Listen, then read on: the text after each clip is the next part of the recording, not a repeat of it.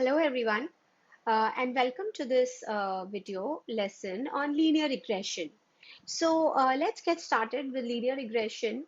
And from what I understand, this is probably not a new topic for most of you all. And surely you have done some basic form of regression in, either the introductory statistics course or in a lot of other courses where regression is extremely useful. So let's get started with the technique. So let's first understand that what is linear regression analysis. And I'm going to highlight a few important aspects of regression. And slowly you will understand that why is it so important to pay attention to some of those things. So linear regression is an approach for modeling the relationship between a scalar dependent variable y and one or more explanatory variables denoted by X. So what are we saying? So what we're saying is that, first of all, the main objective of linear regression is to model the relationship between X and Y. Okay, so that is the objective of this technique. And the Y variable is called the dependent variable and the X variables are called the explanatory variables. Now, another word to pay attention on is a scalar dependent variable y. So here we are talking about the type of data type that we need for variable y. It needs to be a scalar. So scalar means a real number. So basically, situations where you have a dependent variable, or in other words, a target variable, which is numeric in nature, such as predicting housing prices or predicting the number of sales that will happen or predicting the profitability of customers are some examples of linear regression analysis.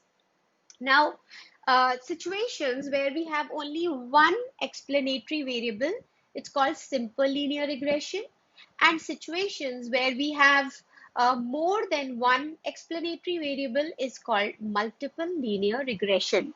So these are some of the basic concepts. Now remember, the way I will be approaching this topic will be very practical and applied in nature, so you understand the situations where linear regression will be useful and what are the conditions that you need to check on the data. How do you find out if the model that you have fitted is a good model or not? So there are a lot of things that we will talk about. So let's continue. So now, remember that linear regression is closely related with correlation analysis.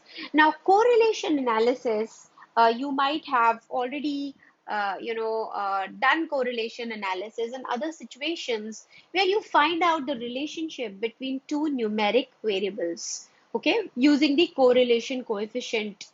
I will talk about the Pearson's correlation coefficient in a little bit, but I want to talk about some of the commonalities between regression and correlation. So first of all, the objective of both of these techniques is to find the relationship or association between two or more variables. Okay, and again, both regression and correlation help to determine the nature and strength of the relationship between variables. So there are two things. First of all, the nature of the relationship. So what do we mean by the nature of the relationship? If y increases, does x increase? Then it's called a positive relationship. If the answer to that question is yes. And if when y increases, x decreases, then that's a negative or inverse relationship. So this is an example of the nature of the relationship and the strength of the relationship. So is it a strong relationship? Is it a weak relationship? We will see how to quantify that as well. Now, the variable that is the independent variable is basically the x variable or also the explanatory, the predictor variable. Those are names that we give to the independent variable. And very often we are using the independent variables, the x variables, to predict the dependent or the predicted variable. So what are we doing? We have independent and dependent variables. We are using the independent variables to predict the dependent variables. So that is what we are doing in regression. Now, before I proceed, I want to talk about some of the terminology here. So a lot of times in different tools and different blogs, etc., when you read about regression, uh, you might you might see that the independent variable is referred to by a different term. So independent variable can be called as an explanatory variable, a control variable, an input variable, and or a predictor variable. So why is it an explanatory variable? Because it is being used to explain the dependent variable. Why is it a control variable? Because we can change or we can control the level of this variable and then see what is the corresponding impact on the dependent variable. So dependent variable is also referred to as the response variable because this is the response that we will be noting down when the explanatory variable changes. This is also the outcome variable. So when the input variables are in a certain way, what happens to the outcome variable? And a target variable. So what is the meaning of a target variable? So remember that regression is a supervised technique because there is a target variable.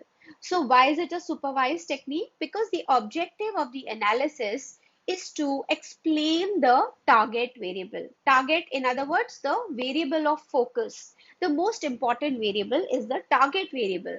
And because in regression you have a target variable, it is a supervised technique. So whenever the machine will try to learn the patterns between independent and the target variable, the whole process will be iterative and it will be guided based on how well are we able to explain the target variable.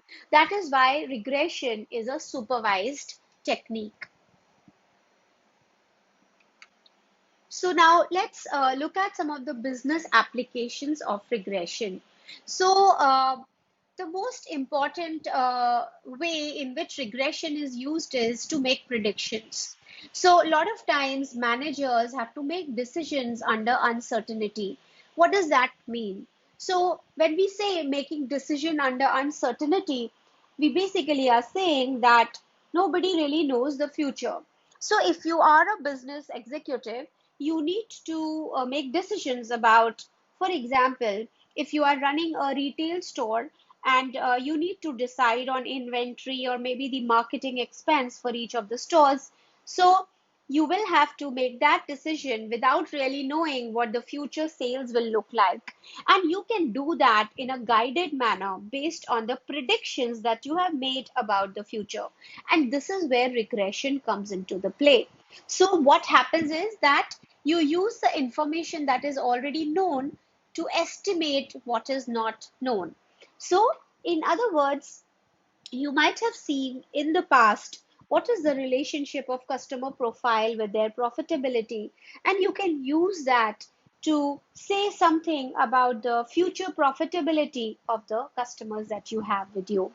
So, regression will help you to determine the strength and nature of the relationship between the variable of interest, or in other words, with the target variable with other known variables.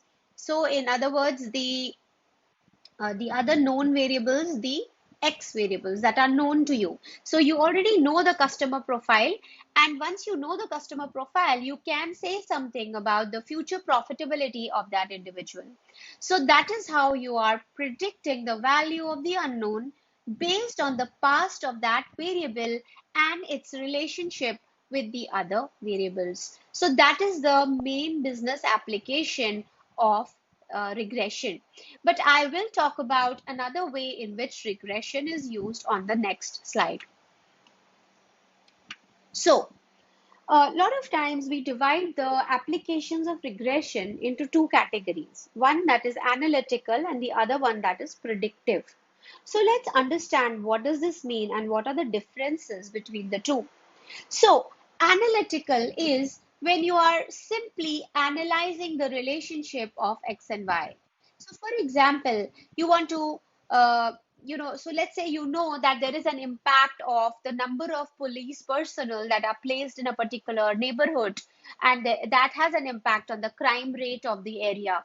So you want to analyze that what's going to happen if you increase or decrease the number of police in the area, what happens to the crime rate.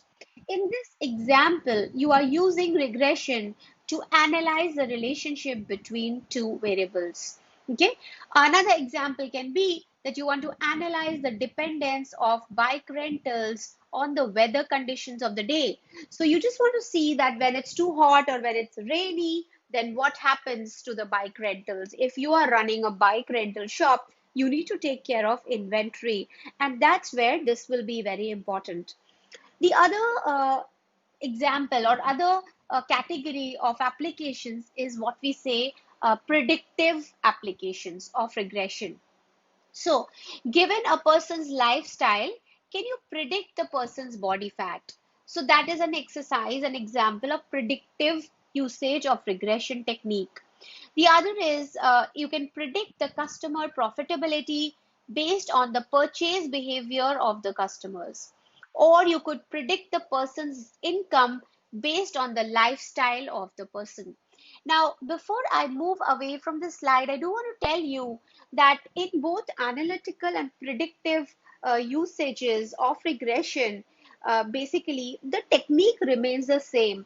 What is different is essentially the way we are applying the technique. So that is the main difference between these two applications. Okay. And I'm going to end this video here, and I will continue on more advanced, aspects, technical aspects of regression in my next video.